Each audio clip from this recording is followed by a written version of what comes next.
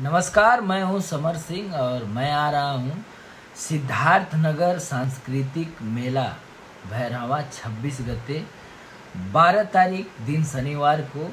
तो आप सब लोग शाम 6 बजे भारी से भारी संख्या में आएं और इस कार्यक्रम का आनंद उठाएं। शनिवार 12 तारीख को RKY एंटरटेनमेंट के माध्यम से बड़े भैया राकेश यादव जी ऑर्गेनाइजर जो कि आपके साथ में।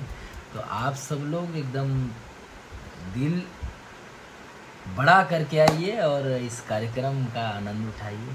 Thank you.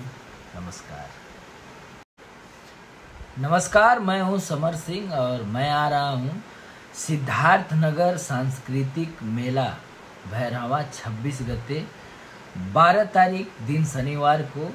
तो आप सब लोग शाम 6 बजे भारी से भारी संख्या में आएं और इस कार्यक्रम का आनंद उठाएं।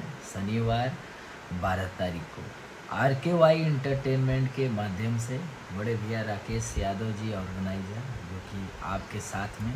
तो आप सब लोग एकदम दिल बड़ा करके आइए और इस कार्यक्रम का आनंद उठाइए। Thank you. नमस्कार, मैं हूं समर सिंह और मैं आ रहा हूं सिद्धार्थ नगर सांस्कृतिक मेला भैरहवा 26 गते 12 तारीख दिन शनिवार को। तो आप सब लोग शाम 6 बजे भारी से भारी संख्या में आएं और इस कार्यक्रम का आनंद उठाएं।